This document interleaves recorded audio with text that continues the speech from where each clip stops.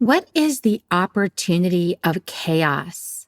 What's the mastery we are being invited to practice? Today's guest, Sanna Calvert, is here to encourage us to practice creating our own realities, bringing everything that we perceive and receive on the outside of us inside for internal alchemy. Join us to find out more. Soul Nectar Show. Show. You're invited, delighted to discover who you are. Anything is possible if you believe. So join us on this beautiful journey. Soul Nectar Show. Soul Nectar Show. Hello and welcome to another episode of Soul Nectar Show, that show where we talk about all things essence, where we gather around the campfire and we share our stories of connection with that which is greater than us, to the big mystery beyond the veil, to those synchronistic moments that lead us inexorably towards a deeper understanding of who we are and what we are doing here on the planet at this time. I'm your host, Carrie Hummingbird. And what's up in this space is a whole lot of chaos. I think we can all agree on that. And lots of different perspectives in the middle of that chaos. And the question of what do we do with all of this that we're experiencing, that we're witnessing, that we're feeling, that we're seeing, that we desire deep within ourselves and the outer world that may or may not agree with us. What do we do with all that? And that's really going to be the subject of our interview today with the beautiful Sanna Calvert. Welcome, Sanna. Hi, Carrie. Thanks for having me on the show. I'm so glad to be here in this beautiful space you've created with this community. Yeah, I'm excited to have Sanna on this broadcast. And of course, as you know, if you're on Ethereal TV with us, Sanna has a TV show on Ethereal TV as well as me. And so we're having this opportunity to work together and have conversations back and forth.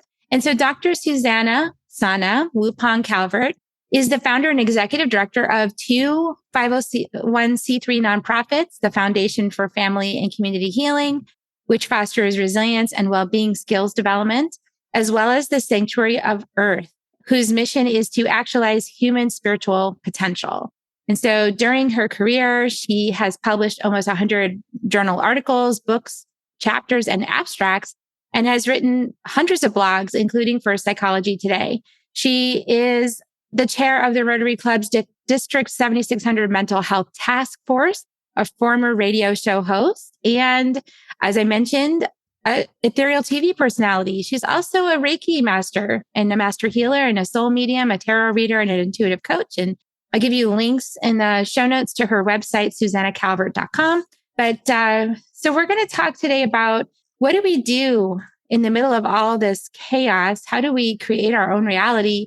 And given that we're faced with everything that we're seeing in the collective right now, some of it's quite disturbing. Some of it is scary, quite frankly. And some of it might make us wonder, should I move to some other country? There's some things going on here in the United States and definitely in other places in the world that are terrifying. And yet we know in our soul's guidance that we have the ability to create our own reality when we become sovereign and aligned with that truth. So I know that you have a long path of coming to that discovery of your own. Do you want to share some of your own path of realizing your soul potential with our audience today? Yeah. Thanks, Carrie, for that question. Well, I think I spent more time marching along unconsciously on a path devised by my ego and my fearful self.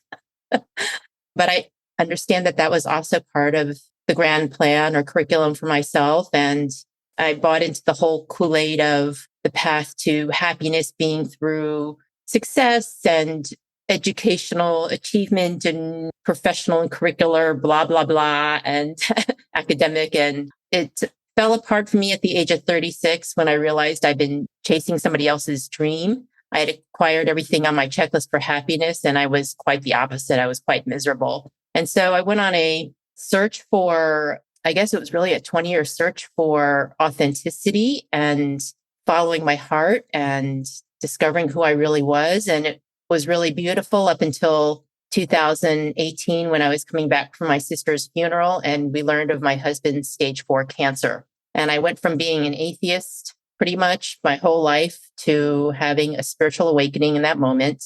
And I thought, I'm going to bring the heavens down to help heal him. So nothing like the determination of a stubborn woman intent on saving her beloved. So I did everything I could to do that. And I was invited into a relationship with a grandmother who's in the spirit realm who said she would teach me her medicine. And so I did everything I could to learn this, whatever this was, even though I didn't know what it meant to communicate with somebody in the spirit realm. And so thus began my, what has now been a 6+ year journey of discovering myself as a spiritual being and building on, really ever since that age of 36, a foundation of better self-awareness and self-management and working on myself from the deepest point of view, but more from a psychological and emotional. And now I've been adding this spiritual perspective, spiritual development and guidance, and bringing that to who I am and an even more self-transcendent sense of purpose to the world, bringing my intuition to my leadership and to what I'm here to teach and to invite others into and to help them come along into what I think, what a lot of people are calling New Earth, which to me is a version of heaven on earth. And it's not something we wait for. It's something we create right now. Yeah, you're echoing messages from our last interview with Keith Giles talking about it's not like we're sitting here waiting for some savior to come and fix it all for us. There's a lot of fundamentalists who are like waiting for Jesus to come back and save us and fix everything. And it's like, no, that was never the message. The message is exactly what you're saying, that we are here to look within and to create heaven on earth here now for ourselves, and then to offer it to others, not to force others into our version of heaven on earth, but to really tune into ourselves, stay in our own lane, create what's right for ourselves. And then whoever's resonant with that will sort of naturally gravitate to that and experience that with us as well. Is that your understanding as well? Yeah. I'm not a Christian by any means, but I sense that the second coming of Christ is when we discover that he's been with us this whole time. And it's just hiding in plain sight. And when we really discover the divinity of Christ or Buddha or Muhammad or whoever your prophet is or whoever your god or goddess is, earth, it's all right here within us. Yeah. And so we get the opportunity to tune into that quiet voice within, right? And release the noise of the outer world and come inside to tune into what's true for us. And that sacred inner conversation with the divine creator energy, whatever that expresses as in terms of our prophet or our, who we're following, gods, goddesses, etc.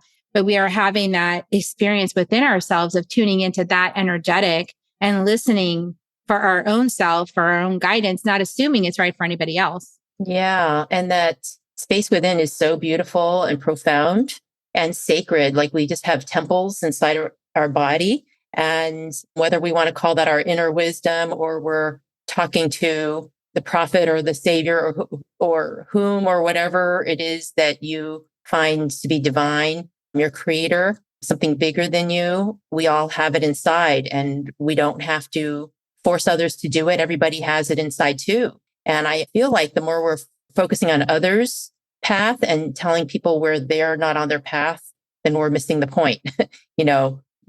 Our opportunity is to focus on our own path. And it's really an imperative because it doesn't seem like the world can get any crazier, and then it does. And so we can rage and rail against it, and we can fight and we can complain. We can complain and blame is the phrase I like to say. But again, that's all missing the point in my point of view. And all of it is an invitation to go within. And in fact, the worse it gets out there, the louder that insistence to go within becomes. It's this beautiful circling the drain of rock bottom. And I know most people are like, no, you can't say that. Rock bottom's a terrible place, but I think it's a beautiful place because it's when we realize that our beliefs that have got us here are not going to get us out, that they got us here. They're not going in any other direction. They're not going to suddenly change course and lift us out of here. And that's when the breakthrough happens. That's when we crack open and we finally get to confront what we have been afraid to face, what we have been scared to see, what we have not wanted to become or do. And that's an incredibly beautiful, precious place where that's when real growth and insight and wisdom can happen. Yeah. And it's that place of being really honest with ourselves, right? It's like we might see that somebody else is out there in the world is reflecting to us a certain behavior or ideology or words or anything, right? That we find triggering or we find provoking, like for our own safety or for our well-being or whatever it is. And then it's like, rather than trying to fix it out there by changing that other person, the opportunity is to come inside. And so many prophets have shared this with us in their own language, but to come inside and transform, alchemize that perception of the energy being out there, coming in, taking ownership of where it lives inside, alchemizing it in here, and then becoming incongruent with that energy. So like, that's actually the power play, is to become completely incongruent with any energy outside of what's true for your soul. And then at that point, only like energy meets like. So kind of things can't really happen against your sovereign will, right? So like being a kind of working it out there is missing the point, as you were saying. It's an invitation to come inside that triggers an invitation to go, oh, I have something to work on here inside of myself. Yeah. And it might be a both and, but it starts with the working on inside first, because if we're just reacting and lashing out and being angry or getting depressed, then that's not really acting from our place of strength and sovereignty, as you said, and bringing our highest self to the situation. But when we get outside of the noise of our head and the judgment and the fear-based language, and we really get into our hearts and our bodies, is when we can really discover that truth. Not only to remember to keep all of this in perspective, because if something happens, then if you examine everybody's reaction and beliefs to it, it's going to occur like if you ask 1,000 people, they're going to have 1,000 points of view. And so I can say, and I have, let's just be clear, I have said, oh, my viewpoint is the right way. Well, that's BS, of course, because there's some validity to every point on the spectrum. We're all looking at it from a different angle. We all have different emotional truths. We all have different contexts for which we're interpreting things. And so when we get triggered and emotional and reactive, we're giving away our power to act from our place of strength. And when we bring back our calm and we get underneath the judginess and the fear and we get into our inner truth, then that's where our power is. And so we can stay peaceful and grounded. And then if we need to, we can decide what the right thing to do is. And maybe we don't act, but maybe we have to draw a boundary, or maybe we have to get out the vote, or maybe we need to raise money, or maybe we need to lend a helping hand. I mean, there's something there. If we are in right relationship with ourselves and our world, there is an invitation for us to be or to say or to do in the situation, and doing it from our place of power. When I'm upset and angry and my mind is spinning and my heart's racing, I am not in my power. Yeah. And the true power is the power of the part of us that's beyond this body. I mean, the true part is the eternal energetic that created this body to experience life through, right? And so that part of us is well beyond one incarnation, in my embodied understanding. And so when we actually can work things at the unseen level, most people don't see energy. So that's when I say unseen, I mean the ancestral energies related to the situation, the planetary energies. Maybe there's stuck traumatic energies in a space. Maybe there's, inherited traumas. Maybe there could be so many facets to the conversation that are invisible to the naked eye if you're only looking at the physical reality. But when we actually focus there, right, with our intuitive sensing gifts, which is a beautiful, blessed place to be on the planet at this time, is to actually have those psychic gifts and those extrasensory perceptions and those realizations and understandings, because we can operate and we can clear so much out by going within, using these intuitive knowings to work with these other energies to clear things. Then the reality part just changes. So like, it's amazing how like the non-doing in the physical world, but doing in the inside world can make everything shift as well.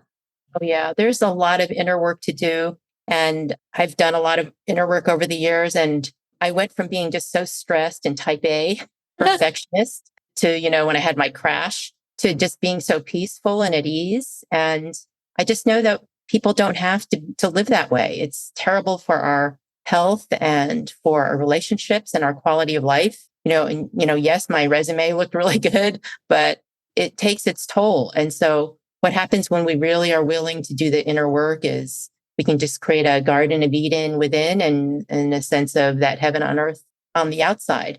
And I do, like you, Carrie, I do a lot of energy work. And when I get into people's energy, I just can sense just the accumulated emotion just packed in their body. It can be really compressed, or it can be encased in things like, things that feel like concrete, or, just really hard material that packs it in.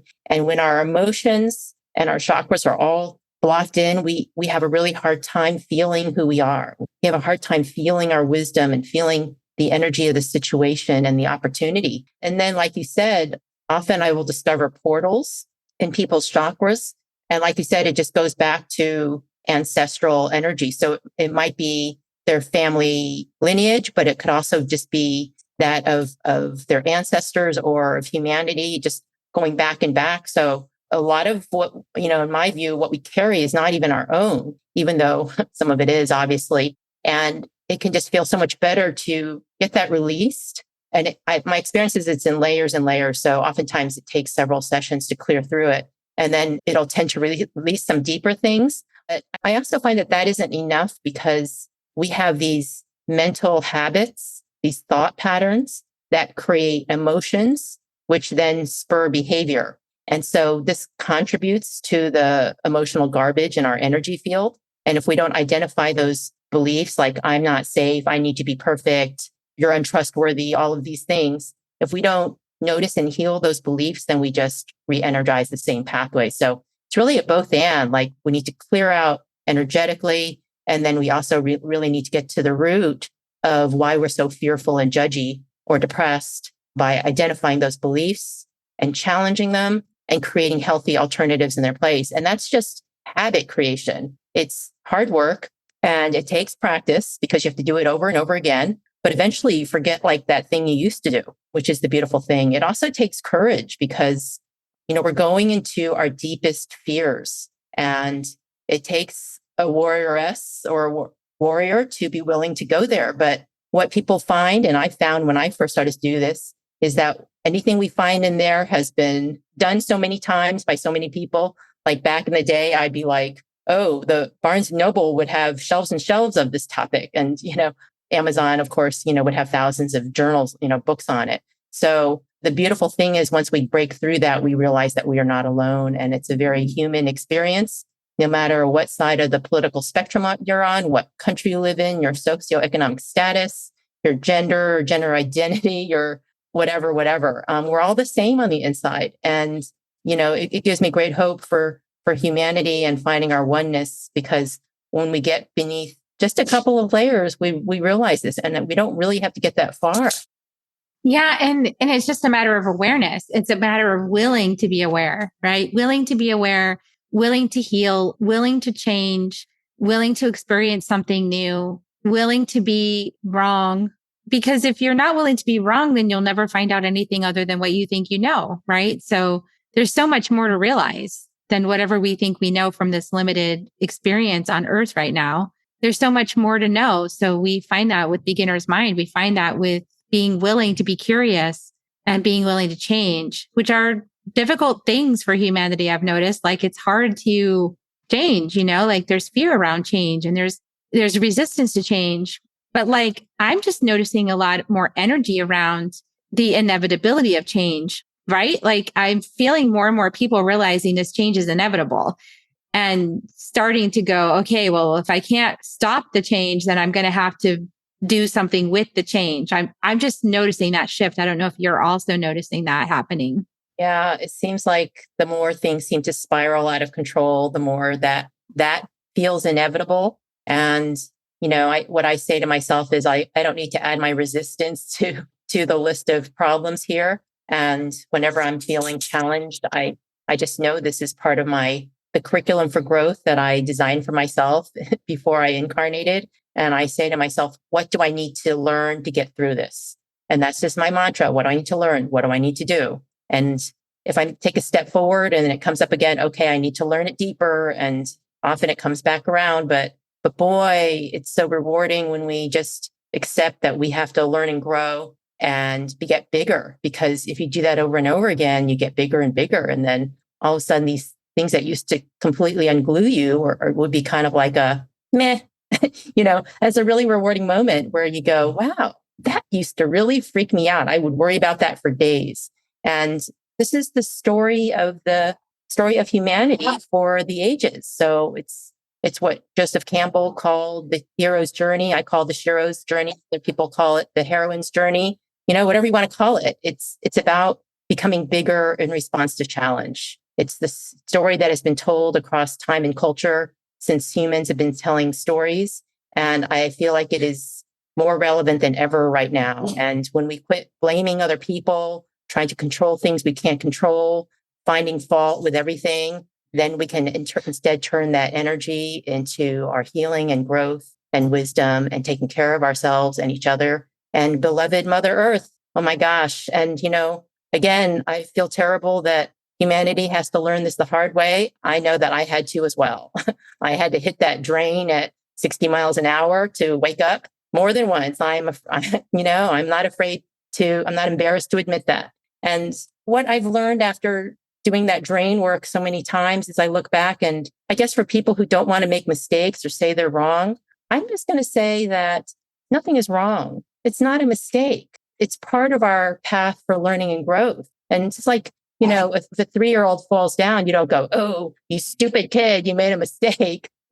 That's how a kid learns to run. And so that's what we're doing. We're learning how to be bigger and to be divine beings in the 3D. And we're going to fall down and we're going to do what we judge to be a mistake, but it's not a mistake. It's all part of the fabric of our learning and growth as an individual and as a species and a part of the body of Earth. It's all perfect.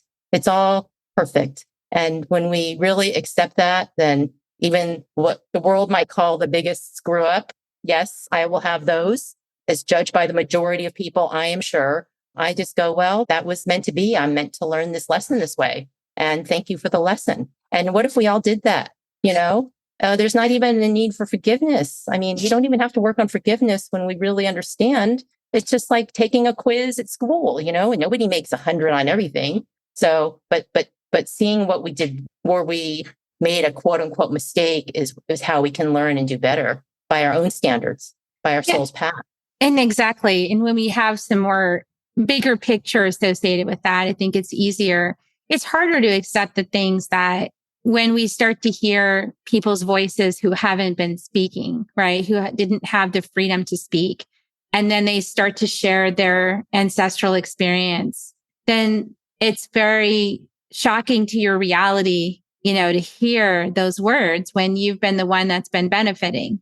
And I think that's a lot of that is what's going on here is like not wanting to embrace the truth of how this country was formed and some of the uglier aspects of that formation. But also we have to embrace that in order to move forward into the actual potential, right? The potential that's here, not only for the country that you and I live in, this continent, but also like the whole world. Like in order for us to really embrace the potential, we do have to have some reconciliation. We do need to listen to our brothers and sisters who had a different experience. We need to understand the fullness of the experience of the last at least 100 years, right? In order to fully move past it. So to kind of bury our heads in the sand, that doesn't help us resolve anything to move forward into a new potential. So we do have to kind of like face the edges, right? Face the drain, face those like difficult things we don't want to look at either in our personal life or in the collective.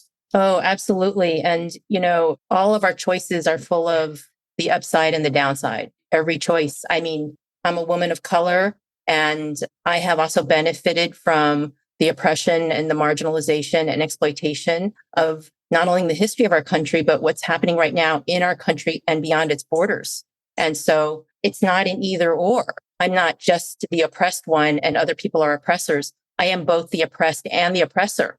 And we all have that yin yang. And I feel like when we find more balance in our perspective and take ownership of the parts that are challenging, then we can heal that part of ourselves and reclaim it. We can reclaim the humanity that we gave away when we were wounded, or when we wounded somebody else, or some other being like earth or water and air and land. So it's a part of our soul that we give away when we wound or are wounded. And so it is a wonderful opportunity for us to do that for ourselves and each other.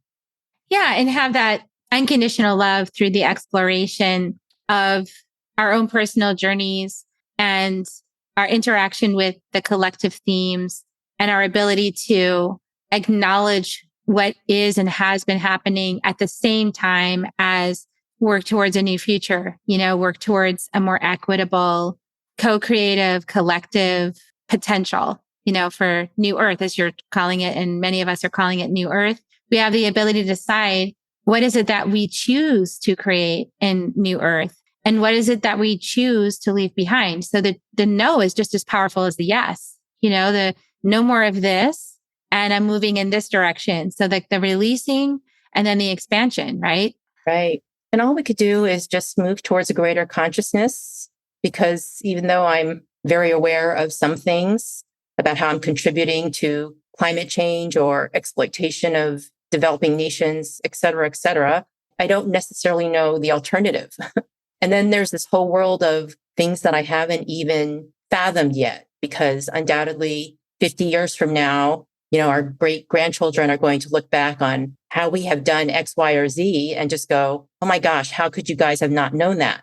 And so I'm also just very sensitive to that we are always walking on what humanity would judge as a balance of harm and benefit. And everybody defines that differently, where the harm is, where the benefit is. And so again, all we could do is try to be as conscious as we can, make the best choices that we can, realize that being a human means being fraught with difficult choices all the time, and to trust that our Creator is wise beyond our understanding, and this path that we're on, however difficult it is exactly as it's meant to be. Yeah. And embracing all of it, right? The wholeness of it. It's kind of like you can't selectively feel, it's like if you want to feel joy, you've got to be willing to feel grief, because the whole spectrum is available to us when we choose to open up to it and embrace the whole life experience that we've been given in this lifetime, and together, separately and together. And I also know that those people who have treated me a certain way because I'm a female, or because I'm Asian or Chinese, or because I'm this, that, or the other, like I also know that is there for my learning and growth. Not all of it has been based on me being a minoritized identity, but I also know that those situations are my teachers. They taught me a lot they put me on a path of healing that I then carry forward into my offerings. And so I also feel like that those challenges and oppressions and mistreatments and even abuse, I would call it abuse, was there for me to find the gift I had for this lifetime to offer forward. So I'm not wanting to give people a pass for being abusive or violent. That's not at all what I'm saying. I'm just saying that when I look back on my path, I know that was part of the curriculum I designed for myself. And I feel like it also took great courage on a soul level for somebody to be willing to be the instrument of learning and growth for another in that way. Yeah. And that's that soul perspective, I think, that can help us to cope with some of these things that we witness that we might really judge. We might go, that shouldn't be so, shouldn't be like that. That's not love. And It's interesting too, because what I've noticed, because my husband is African American, and what I noticed about my husband is how strong he is and how aware, because his dad was a thought leader as well and wrote this book, The Unshackled Mind. And it was for African American people to unshackle their minds from white supremacy and the history of this country. And the thing I love about it is that my husband was raised in that philosophy. And so he doesn't put his work onto anybody else. He's aware of how people are. It's not to say that it's not triggering when somebody's super unconscious, but it's that he knows the work lies with him. And because of that, he is a huge bright light. He is very giving and very compassionate and stronger in every way than so many other people I see who give into the unconscious matrix, right? And operate from it and choose not to look at it. They're operating from a place of weakness in not actually embracing that conversation is actually weaker, even though it looks like might is right and it looks forceful. It's actually a super disempowered space to stand in. Oh, definitely. And when your culture, your lineage, your family, has been pressed up against the drain for generations, you have the opportunity to learn how to unshackle. Whereas people who have shackles but aren't forced to confront them have no idea. So it is in a way liberating to be given the opportunity and taking it to then learn how to create freedom for yourself, because much can happen to our body that can be truly horrific, but our souls and our spirits are immortal and ours to decide what to do and where they go. And so that's the real freedom and the real power. Yeah, I love that. And we have the power, the co-creative power to choose our path. We have the power to say yes or to say no. And we have the power to dismantle the inherited patterns that run through ourselves and also the whole collective, because as Rumi says, we are not a drop in the ocean, kind of like nestled up against other drops. We're the entire ocean in a drop. So if there's some pattern that's expressing out there that you find really offensive, then you can actually find that same pattern within yourself, heal it, clear it, transmute it, release it. And now you've just given a gift to the whole collective to also have a much easier time releasing that pattern. And it's just amazing how things just sort of shift, talk about creating our own realities and what we want to see in the world. The power of the collective is way stronger than the power of a separate individual ego. Oh, yes. Well said.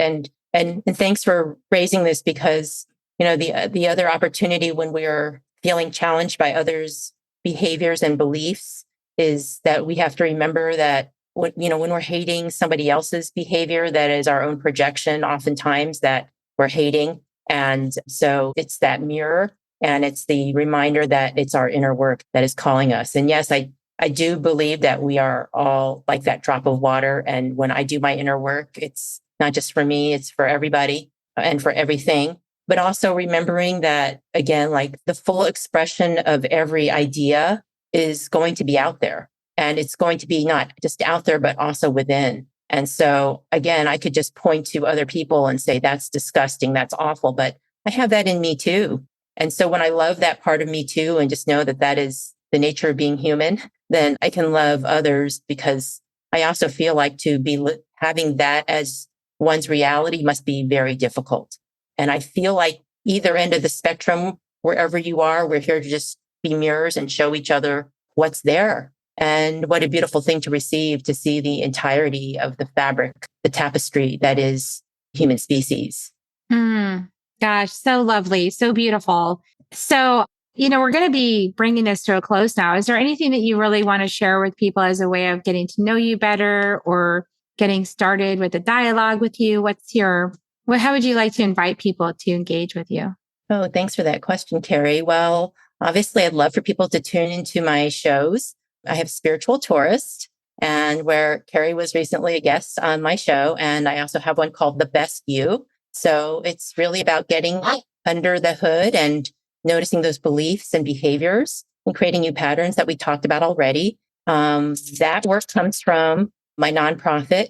You can find it at healingedu.org. We have a growing curriculum of topics on anything adjacent to mental illness, adjacent, we're not clinical, through flourishing. We can develop these new skills. And the spiritual part, you can find us at sanctuaryoferarth.org. We have courses, workshops, retreats that you can participate in. And also my website, susannacalvert.com. I'm available for healing and one-on-one sessions. I'm a soul medium and psychic, and I do tarot readings. The third show, Tarot for Starseed, will come out soon, I hope. So there's lots of ways to engage, and I would love to see you all. And thanks, Carrie, for having me on your show. It's been such a delight. Yeah, thanks for doing all that you're doing to support the collective. I'm so grateful for that. And let's see. So I just want to read one more quote from Susanna. It's about the journey. There is no destination. Love that. Just remember it, guys. It's about the journey, not the destination.